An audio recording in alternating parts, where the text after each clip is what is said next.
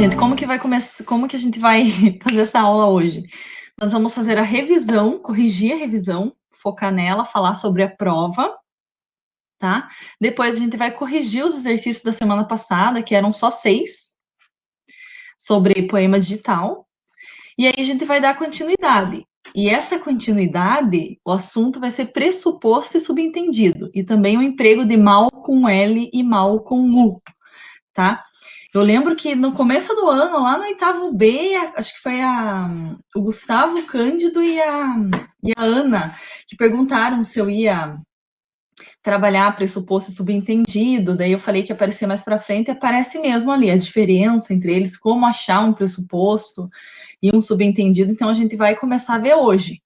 Claro que ficou uma ponta, né? Ficou uma figura de linguagem na aula passada que a gente não terminou, que foi paranomásia, né? Então a gente tem que terminar hoje. A prova é amanhã, na plataforma Mestre, abre às 8 da manhã e fecha às 10 da noite. E são 10 questões. Quem já entrou na plataforma Iônica deve ter visto que eu postei um dos textos da prova lá, tá? Então, não dá para fazer a prova sem aquele texto na mão, porque não tem aquele texto na prova, que é um texto longo. Aí, esse é o texto 1. O texto 2 é uma charge. Então, essa charge ela vai estar na prova e em todas as questões que eu perguntar sobre ela, ela vai aparecer. Então, vai ser isso. 10 questões todas de marca X. Nenhuma é de escrever, bem tranquila. Tá? Então vamos começar, né? Sobre o trabalho também, é bom avisar do trabalho, porque o povo tá louco, tá escrevendo lá na Iônica. Nossa, tia, aparece para mim o trabalho de novo na plataforma Mestre. Aparece para todo mundo, né? Porque deu um problema na plataforma Mestre e ela, sei lá, sumiu com todos os trabalhos de vocês. Tipo, tinham lá 38 postagens, eu clicava lá num qualquer nome de vocês, que foi feita a postagem, e não aparece o trabalho para mim. Então, o que eu peço? Quem não me enviou por e-mail esse trabalho, envie até hoje, meia-noite. Até hoje, tá? Não vou aceitar outro dia, porque eu não tenho tempo para corrigir, porque eu já tenho assim, ó, amanhã já tem a prova de vocês, eu tenho que começar a fechar as notas, gente. Assim, saiu o resultado da prova para mim, eu já tenho que começar a analisar, corrigir e fechar as notas, tá? É, o da charge, a análise. E assim, é bom que vocês coloquem o nome do colega de vocês, se vocês fizeram com alguém, né? Óbvio, porque tem gente que não tá colocando, daí não tem como eu adivinhar, né, gente? Eu não sou tão mãe de Ná assim.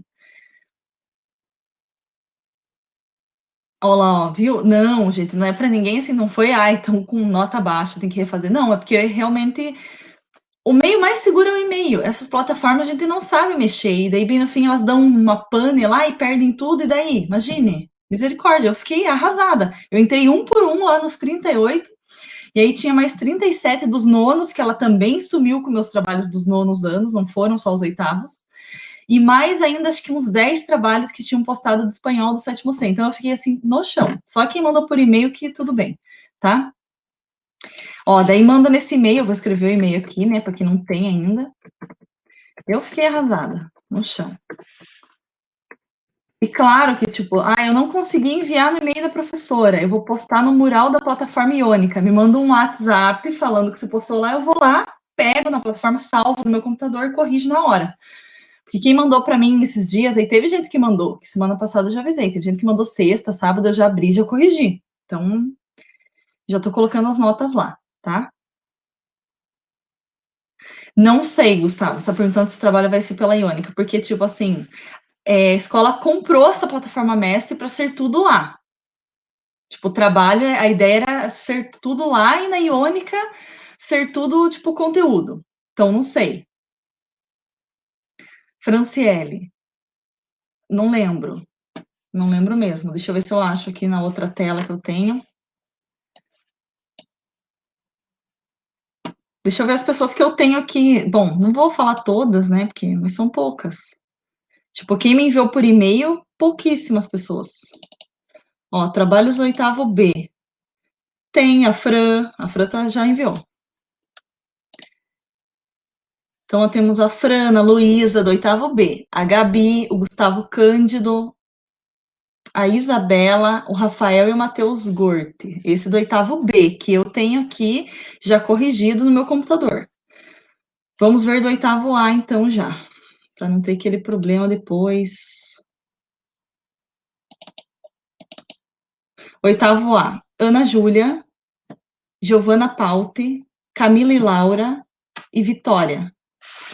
Essas são as pessoas que eu tenho, que a pessoa me mandou por e-mail, eu consegui abrir e corrigir. Porque tem gente que também mandou por e-mail, mandando um arquivo lá que só Jesus e não consegui abrir. Ó, eu tive que formatar meu PC e perdi. Tem que fazer hoje e mandar. Não tem que fazer, tá? Vamos colocar aí a nossa revisão na tela. Vamos ver.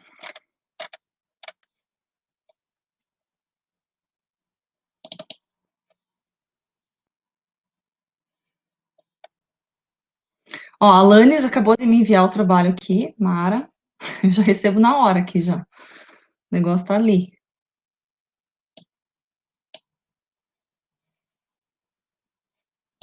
Gente, dá para ver a revisão na tela ou não? Beleza, deixa eu colocar.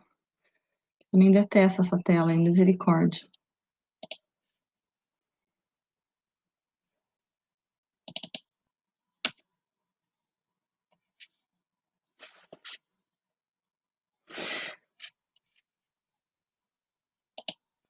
Então vamos lá. Tá, já fiz a revisão. Sim, a gente só vai corrigir a revisão aqui para tirar as dúvidas, porque amanhã é prova, né? Daí já era. Não tem choro, tá? Eu acho que o duro, gente, é que as nossas aulas começaram depois dessas aulas online, né? A gente, sei lá, eu gostei das aulas online. Acho que é melhor assim até para falar que deu problema. Tipo, pra gente conversar sobre o trabalho é melhor ter aula online. A pessoa falar, Ó, o John já enviou também, já tinha visto ontem, enviou de novo. Eu já tinha visto ontem o trabalho dele, esqueci de falar. Mas é bom que já enviou ali de novo, enfim, ó. Então vamos corrigir, gente, essa revisão, senão nós vamos ficar aqui até amanhã falando sobre isso. Tá, a Maria Luísa falou que mandou e mandou onde? Mandou por e-mail? Que eu não vi no e-mail, gente. Tem que ser por e-mail.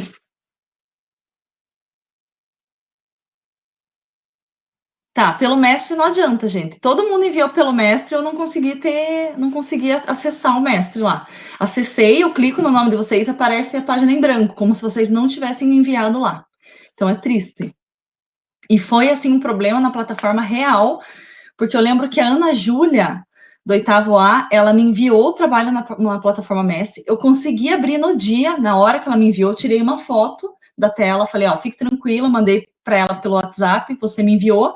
No outro dia, eu fiz uma reunião com o coordenador para ele me ensinar a corrigir por lá no mestre. E nessa reunião a gente descobriu que tinha no outro dia dado problema. Ele clicou, falou: vamos fazer uma correção dessa aqui, Luana, que eu vou te ensinar como é que é. Na hora que ele clicou, todas sumiram.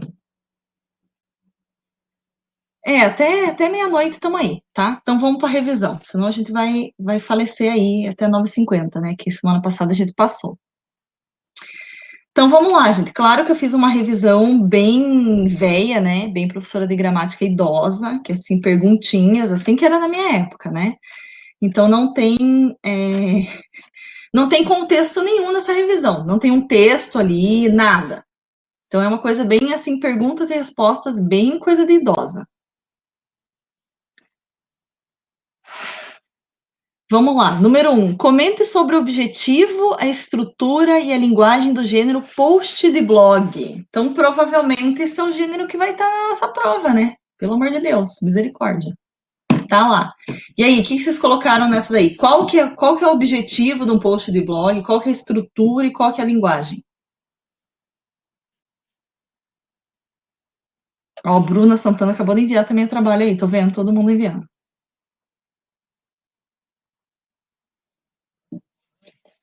A Maria já enviou também, ó, já tô vendo. E aí, galera, vamos? Qual que é o objetivo de um post de blog? Qual que é a estrutura? Esse gênero post de blog, ele tem um objetivo, uma estrutura, uma linguagem fixa e sempre da mesma forma? Nunca muda?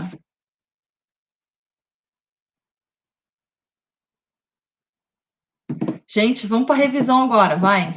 Segue. Acabou esse trabalho aí.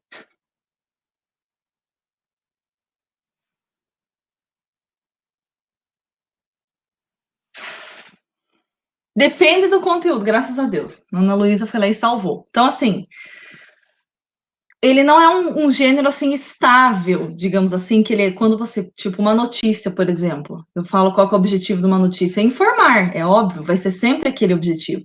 Um post de blog não tem o mesmo objetivo, nem a mesma estrutura e nem a mesma linguagem, porque depende do conteúdo.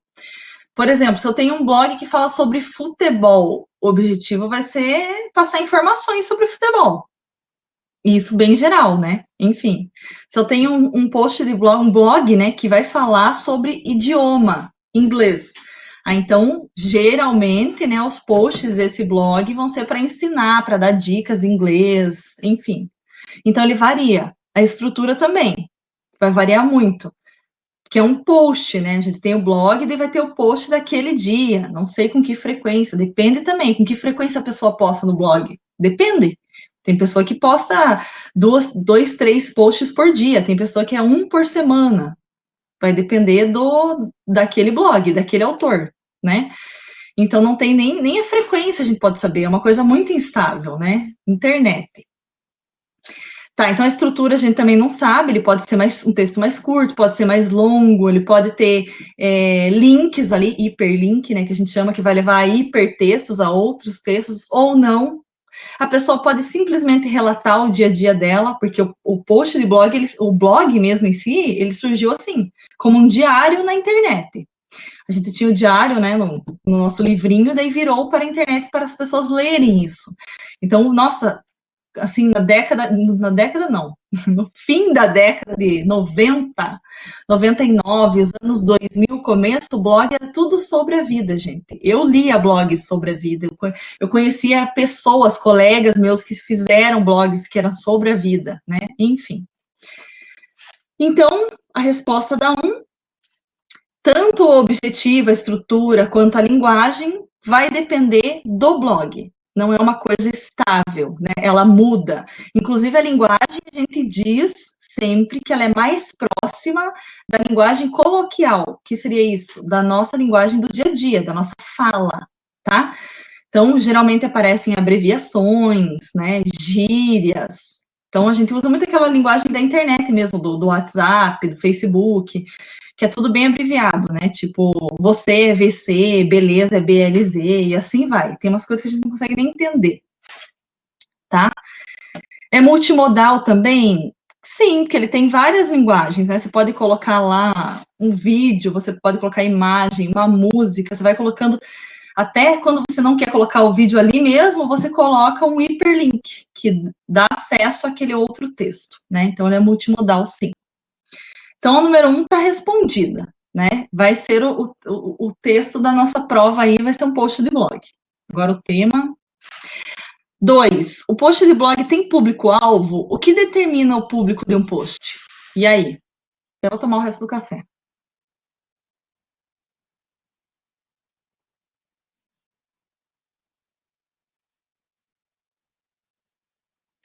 O seu conteúdo, exatamente. Então, o que determina o público-alvo é o conteúdo.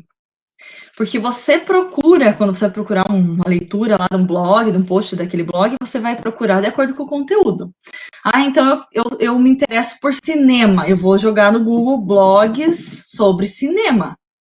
Então, obviamente que tem um público-alvo, que é o que se interessa pelaquele conteúdo, porque o conteúdo do blog, geralmente o blog não é uma coisa aleatória. Ah, eu falo sobre tudo. Não, ele tem um conteúdo, né? Vai falar sobre aquele tema. E daí daquele tema, cada dia, cada semana é um post diferente, tá? A estrutura qual é? Não tem definida, gente. Estrutura, nada. Você bota um título lá e segue, faz um texto curto, ou faz um texto longo e coloca vários subtítulos. Não tem estrutura definida. Depende da pessoa que está escrevendo, depende do conteúdo. Então, a resposta da 2. O post de blog tem público-alvo? Tem. O que determina o público, né, de um post de blog, de um blog? O assunto. A pessoa se interessar por aquele assunto. É tudo indefinido, exatamente. É tudo muito instável, a pessoa que decide, e de acordo, geralmente vai partir de acordo com o tema, o assunto que aquela pessoa escolheu para o blog dela como um todo. 3. Quem seria o público-alvo de um post sobre o idioma inglês? E aí?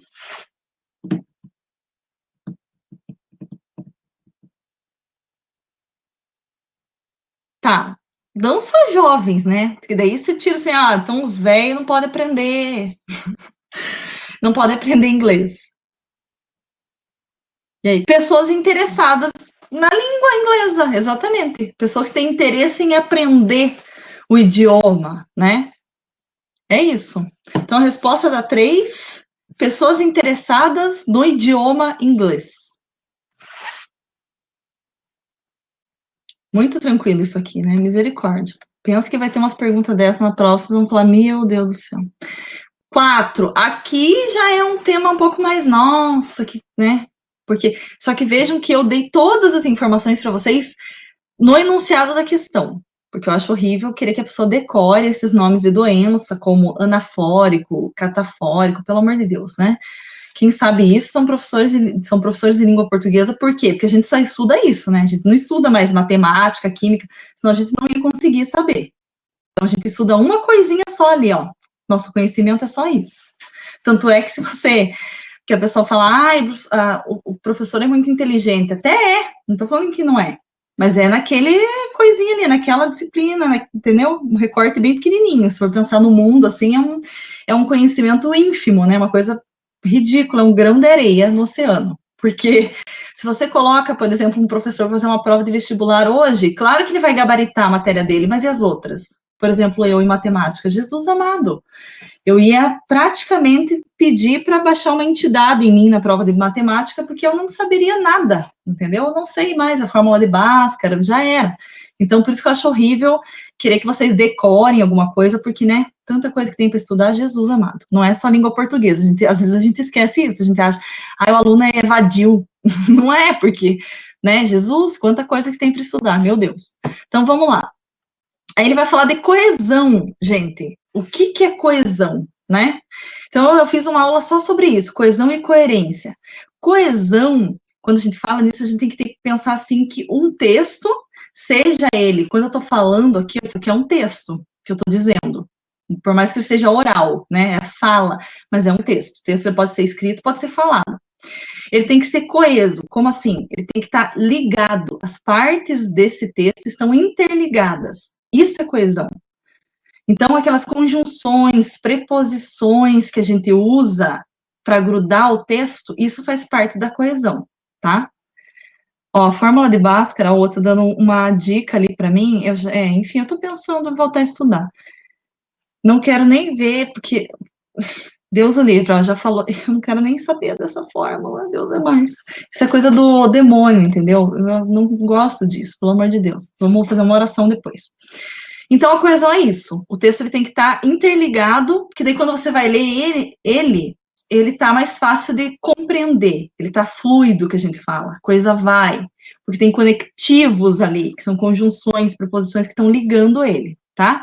E a coerência é uma unidade temática. O que é isso, professor? É falar do mesmo assunto. Você começa falando lá sobre gatos no texto e termina falando sobre gatos. Ele é coerente. Você não pode começar um texto falando sobre gatos e daí no segundo parágrafo começar a falar sobre lagartixa e o negócio terminar sobre lagartixa, porque daí o texto vai ser incoerente, tá? Então o texto tem que ser coeso, tem que estar tudo ligado e coerente, tem que falar sobre o mesmo assunto, tá? E aí a gente estudou nessa aula que eu gravei lá, os dois tipos de coesão, a coesão sequencial e a coesão referencial, tá? Qual que é a diferença? Sequencial são as conjunções que você coloca, ou preposições, um texto, para dar sequência a ele, tá? Por exemplo, portanto, logo, todas essas conjunções, elas dão uma sequência ao texto, tá? E a referencial é quando você usa uma palavra para retomar uma que foi dita antes, ou ainda para fazer referência a uma palavra que vai aparecer depois. Isso a gente sempre faz sem pensar. Aí você não vai pensar, tá escrevendo um texto, agora eu vou usar um elemento de coesão referencial, né? Puta que pariu, claro que não. Mas você usa. Quando a professora fala, para de... Você colocou um personagem lá no texto chamado Pompônio, sei lá, a gente inventa um nome doente. Aí você fica falando, o Pompônio foi lá e fez isso, o Pompônio foi lá e fez aquilo. Fica repetitivo, o texto fica incoeso, tá? Aí o que você faz? Substitui o Pompônio, coloca ele, tá? Depois coloca um outro pronome ali, um o, que vai substituir ele, e assim vai. De onde você tirou esse nome, tia? Eu estava vendo uma aula ontem, o cara... E numa questão que a gente vai resolver nessa aula, não era sobre língua portuguesa, mas enfim, eu achei fantástico. Ele falou do Pompônio, tinha o Pompônio no enunciado, eu achei maravilhoso esse nome. Falei, olha, se eu tiver um filho, vai ser Pompônio. Chama de Pom, acho mara. Então, vamos lá. 4. Um texto coeso precisa geralmente de conectivos, ele tem que estar ligado, daí você vai usar essas conjunções, a gente chama de coesão sequencial. E de elementos que retomam outras palavras, evitando a repetição. Aí vai ser a coesão referencial. Então, isso aqui vai estar no enunciado da prova de vocês, bem assim, igualzinho. Quando eu falo vocábulo, gente, as pessoas já têm medo, já dá uma diarreia ali. Não é, é palavra. Vocábulo é um sinônimo de palavra, de termo, é tudo a mesma coisa, tá? Não precisa ter uma diarreia ali que é só um nome bonito para dizer palavra. Então, quando o vocábulo retoma uma palavra que apareceu antes no texto, dizemos que ele tem o valor anafórico. Daí, então, antes, lembra disso, né? O A, anafórico, antes, anafórico. Mas vai estar no enunciado, porque eu coloquei tudo lá. Quando o vocábulo faz referência a uma palavra que aparece depois no texto, então depois, catafórico, tem o valor catafórico. À vista disso, analise o vocábulo destacado no período abaixo e responda. Vai estar, né? Claro que não vai ser de responder assim, vai ser de marcar X, mas o enunciado da questão eu posso garantir que é o mesmo que está aqui, tá? Só a frase que, obviamente, que não.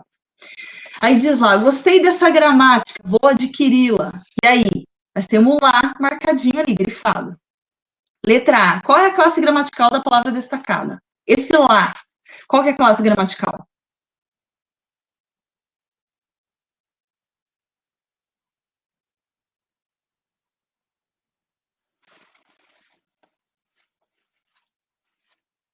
Daí digita, daí pronome, perfeito. Colocou pronome, não precisava colocar é oblíquo, átono, tônico, não, queria nem saber dessas coisas aí. Colocou só pronome, fechou. Então, é um pronome. B, o termo destacado retoma qual palavra? Vejam que é um caso de coesão referencial. Esse lá, ele está retomando, ele está fazendo referência a uma outra palavra para evitar repetição, para o texto ficar coeso. Retoma a palavra gramática. Ele vai adquirir a gramática que ele gostou. Perfeito. Então, Camila acertou ali. Letra B, o termo destacado retoma qual palavra? Gramática. Na prova, tudo isso vai aparecer para marcar X, tá? C, essa palavra vem antes ou depois do lá? Meu Deus do céu, imagine. Claro que não vai estar assim na prova. Todas essas perguntas aqui, elas vão estar numa mesma questão. Então, eu vou falar, o termo retoma a palavra tal, né? E tem o valor catafórico ou anafórico, vai estar assim, né? Para marcar X. Aqui eu estou ensinando como que vocês devem analisar, tá? Obviamente que está antes, né? Não tem nada depois do lá. Meu Deus do céu, né? Imagine, Deus o livre, se a pessoa responder que foi depois, tem que pegar um chinelo aqui e dar na bunda. Tá, então vem antes. Qual que é o valor? Catafórico ou anafórico? O Gustavo quer apanhar. Daí, valor anafórico ou catafórico? Deu risada ainda. Ó, esses dias aí eu bati na Laura, dei uma chinelada na bunda da Laura. Já começou, já estreiei a bunda da criança, agora já era. Anafórico, né? Porque vem antes. Então, fechou. Então, resposta da C, essa palavra, né? Ó, essa palavra vem antes ou depois do lá? Vem antes, coloca só antes e tem valor anafórico. Ridículo, letra C. D. Temos, nesse exemplo, coesão referencial sequencial. Isso eu não vou perguntar na prova, tá? Isso é só para vocês saberem. E a tua capivara, depois eu falo dela aí, que olha, misericórdia, eu não vou nem ter chinelo no fim do ano. para dar na bunda dela. Então, a gente está falando de coesão referencial. Quando retoma, você usa uma palavra para se referir a outra, é referencial, tá? Você faz referência, por isso que é referencial, a outra coisa que já foi dita ou que vai ser dita. Beleza. Daí explique, né? Diz na D. Temos, então, a coesão referencial porque faz referência a uma palavra que foi dita antes ou faz referência a uma palavra que vai ser dita. Você escreve assim para explicar, tá? Não sei se vocês foram lá no vídeo, talvez, né? Deu até calor aqui, para poder copiar lá a definição que eu dou disso aí, enfim. 5. Explique o que é ambiguidade e por que ela ocorre. Aqui eu já queria falar até do trabalho, porque muitos me mandaram trabalho lá, e assim, como que eu avaliei o trabalho? Para depois também não reclamar, nossa, a tia é uma porca, descontou metade da nota do trabalho. Tudo bem, eu não estou falando que eu não sou uma porca, mas assim, vamos comentar. Então, o trabalho avalia 50 pontos. 2,5 de interpretação e 2,5 para você classificar essa palavra que dava ambiguidade e explicar. Aí teve gente que tudo bem, fez uma interpretação boa e na hora de classificar a palavra, cara, errou a palavra, falou que era outra palavra que dava ambiguidade, não... ou errou na classificação. Tipo, nessa diferença entre homonímia e polissemia, e até paronímia. Algumas pessoas não sabem nem o que são palavras parônimas, a gente vai falar disso agora, tá? Bora lá. Então, explique o que é ambiguidade. A Camila já respondeu. Ambiguidade é quando a palavra tem mais de um sentido, duplo sentido, né? Então, já. E por que ela ocorre? O que acontece que surge a ambiguidade? O que tem que ter ali para ter ambiguidade? E aí?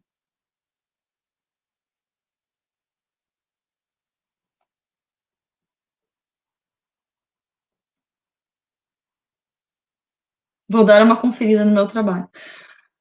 Então, assim, de forma geral, para ter ambiguidade, você tem que ter uma palavra que ela é polissêmica, que ela tem mais de um sentido, dependendo do contexto, ou tem que ter uma palavra que é homônima, né? Aí você coloca uma palavra só e, bem no fim, lendo ela, você sabe que existe ela e mais uma outra que elas são iguais, né?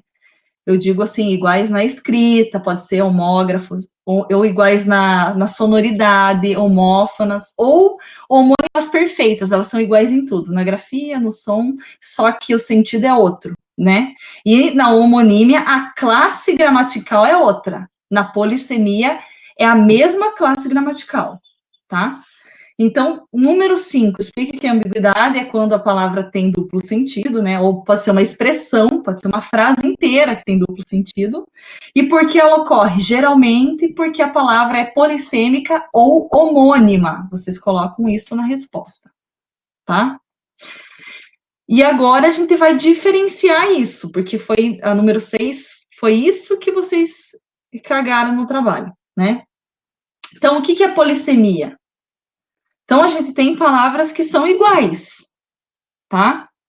Mas que a classe gramatical é a mesma. Por exemplo, eu dei um exemplo desse lá na aula. Eu tinha lá, fulana fez um bolo gostoso. Então, eu tô falando de bolo de comida, tá? O bolo é um substantivo. Agora, se eu falo, fulano me deu um bolo. Com outro contexto, esse me deu um bolo pode significar duas coisas, né? Bolo mesmo, de comida, ou um bolo no sentido de que eu fiquei esperando ele, que a gente tinha um encontro e ele não foi, tá?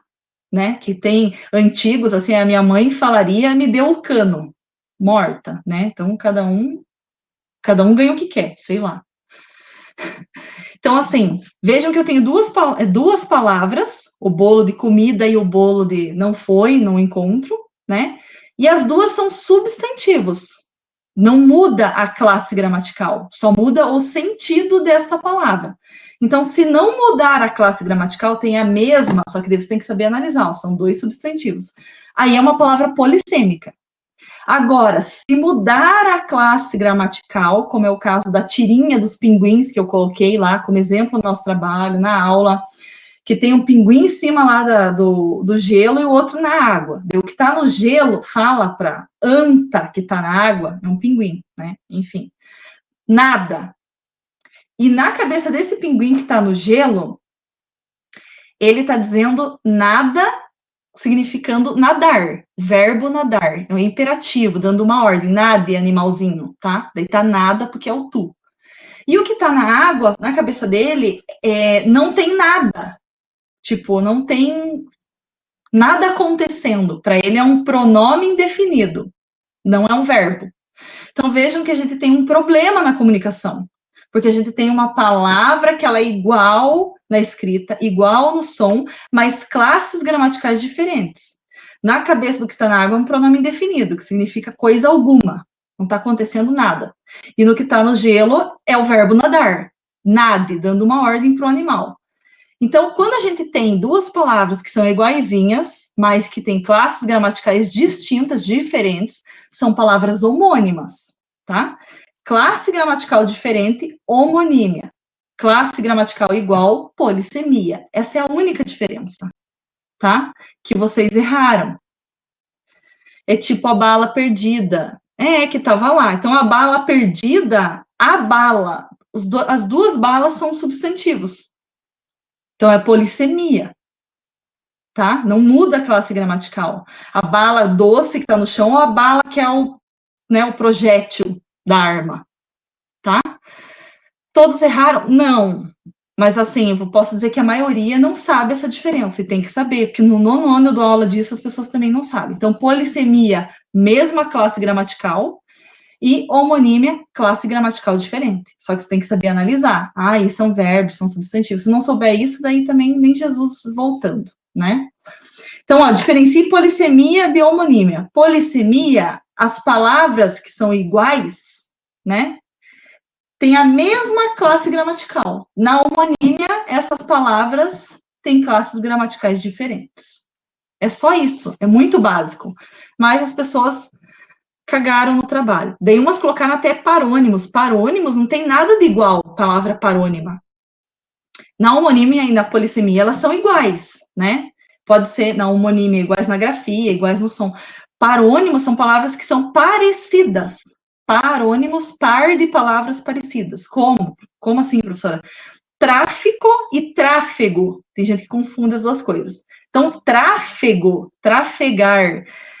Estou me referindo a automóveis, tá? O tráfego da cidade de São Paulo. Então, sempre tem, né? A galera para muito, enfim. E o tráfico é de você contrabandear, né, coisas que são ilegais, sei lá, drogas, remédios também, que são consideradas drogas lícitas, né, legais. Então, contrabando, tráfico. E tráfego é automóvel, tem a ver com esse trafegar do verbo, automóveis em movimento, tá? Tia, então polissemia, mesma classe gramatical e homonímia, exatamente o que a Camila colocou ali, perfeito, tá? Deu para entender? Porque o povo, assim, só que o problema é você saber analisar na hora, tipo, eu identifiquei aqui que é essa palavra que gera, ou uma expressão, a bala perdida é uma expressão, né? Tem mais de uma palavra, é uma expressão. Eu sei que é ela que dá ambiguidade, que gera, então eu tenho que pensar. Porque às vezes aparece só uma expressão ali, ó, a bala perdida. Daí você tem que pensar, tá? A bala perdida, um doce é um substantivo, a bala perdida, projeto também é, tá? Ou no nada lá, pensar, nada, esse pinguim tá querendo dizer nada, nade, dando uma ordem, então é um verbo. Esse outro tá achando que não tem nada acontecendo, é um pronome indefinido, então tem que saber isso, tem que saber as classes gramaticais, tá? Beleza, essa eu acho que é a parte mais difícil, que vocês se ferraram um pouco no trabalho, eu tirei nota, né, porque vale 2,5, metade, praticamente perde metade da nota do trabalho, se cagar nesse fim aqui. E vai estar na nossa prova também, claro, de marcar X, né? Enfim. Beleza, revisão? Deu certo? Paz na Terra? Se deu certo, né, vamos lá para a página 40 da nossa apostila, fazer a correção, e daí a gente já continua com o conteúdo. Quanto eu tirei no trabalho? Eu acho que o Gustavo tirou 50, que sim, que eu me lembre, assim, né? Não vou ter certeza agora, mas eu acho que era isso. Eu acho que acertou tudo. Porque, assim, gente, né? Eu dou a minha análise lá, eu faço uma análise é para seguir daquele jeitinho que eu fiz lá, era só seguir, gente. Pô, tem um modelo ali, misericórdia. Na universidade vocês vão ver que ninguém dá modelo de nada, que é uma coisa assim, Deus nos acuda, uma gritaria, um tiroteio, entendeu? É uma choradeira. Tem gente que chora a universidade inteira, a graduação inteira, porque não consegue, é uma desgraça. Os professores não ajudam, eles debocham da tua cara, dão risada, é maravilhoso. É um clima, gente, ó, já adianto para vocês que é uma delícia, tá? João Gabriel, aparece na nossa sala, você. Não sei se chegou, tá? Depois eu vejo, que também eu vou passar a aula inteira vendo quem mandou o trabalho. Deixa eu ver. Até agora não. Eu vou ver lá no lixo, que às vezes tá lá no lixo, né? Então, enfim. Então vamos. Pegue na página 40, vamos fazer a nossa correção aí, que são 6 perguntinhas, né? Que eu tenho um ódio também dessa apostila, deixa eu falar do meu ódio dessa apostila. Primeiro que ela traz um monte de conteúdos e não tem uma ligação muito boa entre esses conteúdos, é uma coisa meio, né? Enfim, talvez seja um texto incoeso, incoerente, a apostila, né? É uma crítica que eu faço aqui. Segundo que na hora de explorar com os exercícios, ela coloca 100 exercícios aqui, não falou do tipo de rima até agora, para frente ela vai falar, mas assim, não tem uma sequência assim, né, lógica, não sei. Enfim, uma coisa muito louca. Página 40, tá com o pau. Número 1. O texto verbal, quando completo, então tá falando da palavra verbal, né, escrito, remete a que imagem relacionada ao poema? A gente tá falando daquele poema muito louco, que é um poema digital, que ele foi transcrito aqui, printaram e jogaram aqui, olho do olho, que tinha uma voz, uma narração, uma música, uma coisa meio, talvez, não sei, né? Enfim, o olho, exatamente. Você olhando ali na página 38, que eles transcreveram a parte verbal escrita desse poema, ele forma uma bola, um formato de olho, né? Zóio. Então vamos lá. Resposta da número 1, olho. Nossa, show, hein? Segue, né? Segue a vida. 2. Que elementos de diferentes linguagens se somam na composição desse poema? Isso a gente falou. Para ser um poema digital, o que ele tem que ter? Aí, ó, o Gustavo já começou a colocar ali vídeo, né? Áudio, que mais? Animações, porque quando tem palavra que se mexe, ela aparece, depois ela some, explode, é animação, tá? Então vai ter o texto verbal e o não verbal, que é som, né? Aí, também imagens, enfim, animações, uma coisa muito louca. Ridículo essas perguntas. 3. A 3 traz um conceito aqui que eu acho que vocês já dominam. Quem não domina tem que dominar, porque isso cai até no vestibular do EPG. Até essa questão de coesão que eu coloquei na prova, gente, a UEPG adora isso, tá? Ela pode, às vezes, ela não coloca esses nomes que eu coloquei. Por exemplo, ela não vai colocar geralmente, né? Porque também a gente não sabe o que passa na cabeça de quem vai produzir a santa prova. Geralmente ela não coloca lá, anafórico, mas ela sempre cai no EPG um termo que ela pergunta, se refere a qual esse termo? Faz referência a quê? Então é coesão. Então vocês já estão aprendendo no 8º ano e cai lá no vestibular no 3º. Vocês vão ver que cai é sempre, todo ano tem uma questão dessa. Por isso que é sempre bom a gente trabalhar isso. Então, a 3, ela vai trazer o conceito de intertextualidade. O que seria intertexto, gente? Alguém sabe me dizer?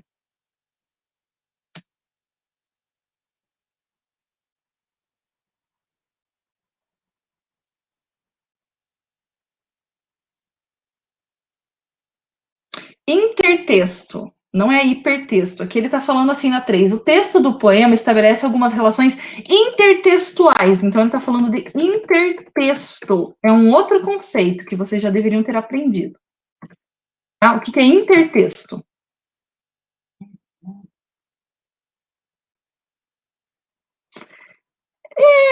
Não é bem o emprego do vídeo. Então, intertexto é quando um texto faz referência a outro, tá?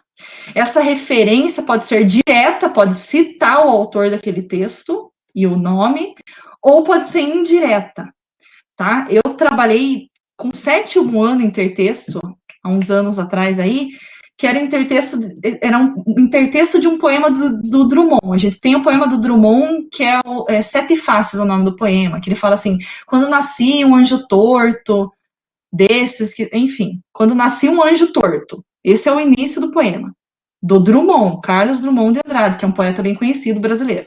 E tem uma outra poeta mineira chamada Adélia Prado, que ela conheceu o Drummond, ela era muito fã, começou a escrever por causa dele. Ela fez um poema que ela começava assim: quando nasci, um anjo esbelto, nananã. Então, no poema do Drummond, a gente tem um eu lírico, né, um narrador que é homem, e no dela, uma narradora mulher. Por isso que é esbelta, nananã. Trabalha com essa figura da mulher como uma coisa bonita e do homem como uma coisa, né, não feia, mas assim, à margem da sociedade no poema do Drummond. Isso caiu no vestibular da UEPG. Eu trabalhei com o 7º ano e caiu no vestibular da UEPG. Os mesmos textos, os mesmos poemas. Então, vejam, o poema da Adélia Prado, veio depois do Drummond, faz referência ao do Drummond. Então, isso seria, por exemplo, uma paródia. Se eu pego uma música conhecida, eu pego o hino nacional e falo, gente, nós vamos fazer uma paródia do hino nacional. Essa paródia vai ser um intertexto, que ele vai fazer referência ao hino nacional. Quem for ler o teu texto vai saber, entendeu?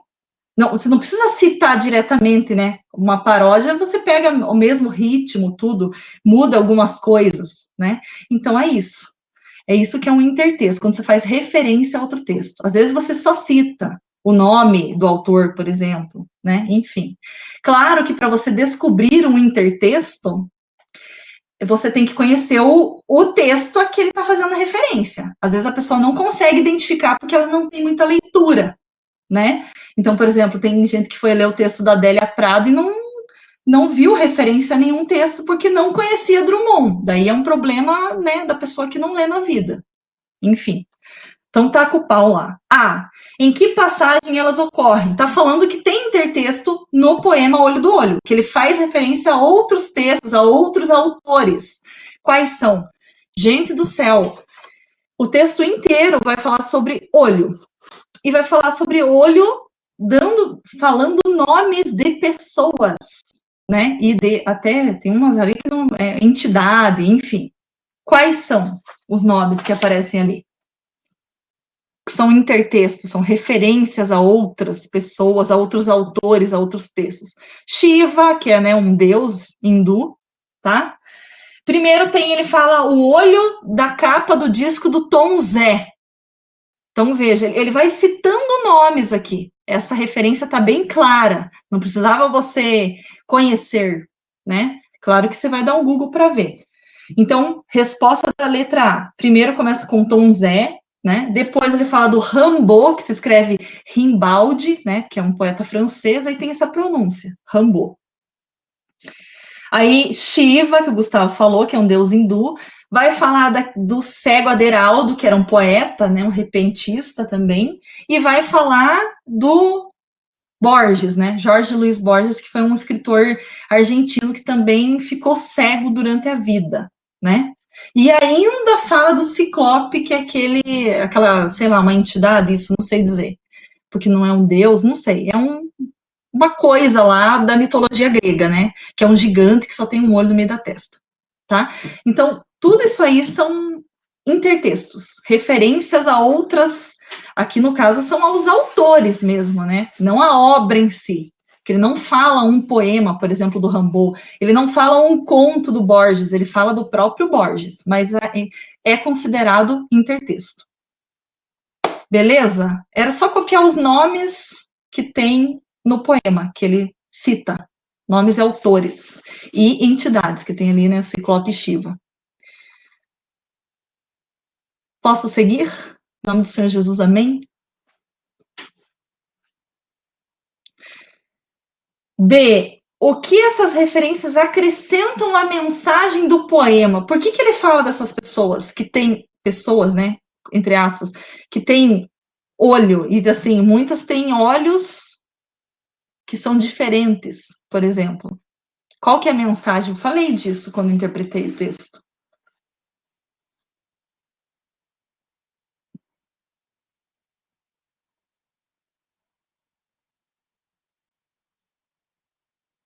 Gustavo digitando. É bom que isso aqui fica igual o WhatsApp, que você fica olhando ali a pessoa digitar. Tá, na contextualização. Então, assim, por quê? Ele vai falar de olho, de imagem, de como você enxerga as pessoas. né? Como as pessoas se enxergam, como você vê o mundo, enfim. E aqui, essas pessoas todas, elas enxergavam o mundo de formas diferentes, né? Umas não enxergavam da forma como a gente vê, porque, por exemplo, o cego Aderaldo, que foi um poeta, repentista, enfim, né, brasileiro, ele nasceu cego, morreu cego, né? Enfim, então a forma dele ver o mundo é outra, porque é através do tato, né, do olfato, enfim, de outros sentidos, não é a mesma forma que a nossa. Então, é isso que essas pessoas vão trazer. O próprio Borges também, tudo bem que ele não nasceu cego, mas ele nasceu com uma doença que foi deixando ele cego. Então, a questão da visão para ele ao longo da vida foi bem diferente, né, da nossa, porque quando ele chega no fim da vida ele já não enxergava nada, tinha que ter um cara ali para digitar o que ele ditava, né? Então, resposta da letra B. Todas as pessoas citadas enxergavam o mundo de uma forma diferente. Era isso que é para colocar. Tipo o Ciclope, o cara tem um olho, né, meu? Pô, claro que é diferente do que ter dois, acredito eu. Nunca tive um olho para saber, mas assim, acho que deve ser diferente. Então vamos seguir, né? Que acho que só vai dar tempo de a gente corrigir. E aí, na página 42, 4, 5 e 6, a gente termina hoje, em nome do Senhor Jesus, essa correção. Amém, tá? E aí, assim, o negócio do pressuposto subentendido não vai dar tempo nem de eu terminar a figura de linguagem, né? A gente devia, eu queria 2 aulas por semana. As pessoas, ui, Deus me livre. Mas é que a gente ia mais para frente, né? Aí eu deixei os slides prontos na plataforma, do oitavo A e B já tá lá, tudo, tá? E vocês leem aqueles slides para fazer os exercícios, que eu já deixei exercícios lá na apostila mesmo sobre pressuposto, subentendido, mal com U e mal com L. Ai, professora, mas eu não entendi. Não tem problema, na semana que vem a gente vai ter aula, eu dou a aula sobre o pressuposto e subentendido e mal, e eu explico todos aqueles slides, tá? Porque realmente, né, vocês não têm obrigação de só ler um negócio e entender, porque se fosse assim, não teria escola, tu dava um livro e segue a vida. 4. Qual é o elemento indispensável ao gênero textual poema? Ele não disse poema digital, ele disse poema como um todo. Para ser um poema, o que tem que ter? Vai, taca o pau.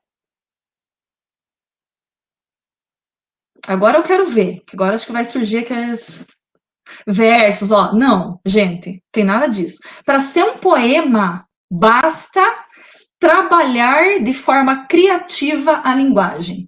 Só isso. Porque, né, não precisa ter. Se a gente for pensar hoje, um poema é uma coisa muito louca. Entendeu? Uma coisa muito louca mesmo. Assim, não dá pra gente pensar mais que, ai, tem que ter estrofes, rimas, enfim, nada disso. Então, né? Inclusive, tem gente que considera, a gente tem um negócio chamado poesia visual, que a imagem, ela está em primeiro plano. Até pode ter palavras ali, mas a linguagem não verbal é que manda. Então, a gente não fala que tem versos numa poesia visual, por exemplo, é uma coisa muito louca, tá? Então, resposta da 4, né? Para ser um poema, deve trabalhar de forma criativa a linguagem. Trabalhar com a linguagem de forma criativa, tá? Isso define um poema. Porque a coisa mudou tanto que a gente não pode mais dizer que tem verso, tem estrofe, que, né, virou uma loucura. 5. Imagine que você vai produzir um poema, resposta pessoal, né, digital, e pretende empregar hipertextos, colocando links lá. Como que você faria isso? Aí eu vou dar minha resposta, que cada um fez do jeito que, né? Eu faria assim, por exemplo, estou fazendo um poema lá, eu jogo uma palavra que é essencial para a compreensão desse meu poema. Sei lá, eu jogo medo, por exemplo. Esse medo, eu colocaria um link, né? Seria um hiperlink grifadinho que você clicava nele e levava para outro texto falando sobre medo. Podia ser uma música, enfim. Eu faria dessa forma. Mas vocês podem ter escrito várias outras loucuras, né? Que é um poema digital. 6. Você acredita que a leitura de um poema digital proporciona ao leitor uma experiência sensorial? Tipo assim, mexe com vários sentidos um poema digital? E aí? Sim, Exatamente, porque veja que o poema digital ele vai ter música ali, né? Ele vai entrar, a animação vai sair, então é uma coisa muito louca. Ele só de ter música já é uma pira muito maior do que você ler um poema, né? Que não é digital, você só lê ali. É uma coisa. Agora, com uma música, uma narração, um eco que tem naquilo ali é uma coisa muito louca, né? Então, beleza. Então a prova é amanhã, ó. Nós encerramos a nossa aula. Gente, eu tinha preparado uma música do Mamonas Assassinas para nós curtir hoje. É o fim da rosca, não ter dado tempo. Estava até aberto aqui para nós tocar a Brasília Amarela, mas enfim. Mas a próxima aula, daí, a gente taca o pau, né? Porque daí não vou corrigir, não vou começar a aula corrigindo nada. Vai ter exercício para vocês fazerem, mas não vai dar, tá? Então, assim, para corrigir. Semana que vem é aula sobre pressuposto, subentendido, mal e mal. Esses slides vocês já têm acesso, eu coloquei em PDF na plataforma Iônica para vocês. Claro, vocês podem olhar lá para fazer os exercícios, ou podem só ler na página 44 lá que tem esse assunto e fazer os exercícios. Mas os meus slides estão mais completos porque eu tiro de um pequeno livro aqui, que é a minha Bíblia Sagrada, de onde eu tiro, tá? As coisas que eu falo. Eu não tiro do além. Então, enfim, é isso. Para acabar, né? Ó. Então, dá para esperar sua aula da semana que vem. Preciso desse livro. Tem vários. Vou dar uma gramática para Ana Luísa. Tem várias. É que essa aqui, Ana Luísa do céu, essa é a gramática da minha vida, entendeu? Ela é cara, R$ 157 essa gramática. Mas existem outras boas também, não tão boas quanto essa, que são mais baratas. E é isso, para acabar, a gente ia curtir essa música aqui, ó. Não sei se vocês vão escutar. Ó. Ao top de 4 já vai. Já vai. Ai, gente, a gente ia curtir essa música Mara, esse hino.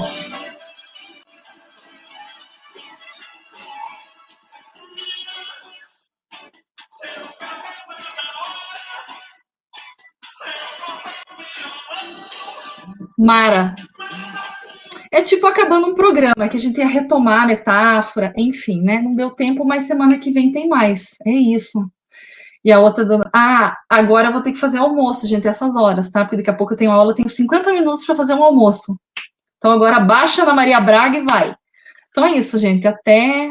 Eu tava cantando essa música esses dias, minha mãe se assustou. Gente, é luz, eu tinha fita disso aí, eu sou antiga, né? Eu sou uma pessoa velha. Mas então até semana que vem, gente. Semana que vem, pressuposto subentendido. Tá os slides lá, não entendeu? Não tem problema nenhum. Semana que vem eu explico, tá? É isso. Sucesso até semana que vem. Boa prova. Mandem os e-mails, por favor. Escutem Mamonas Assassinas. Amém.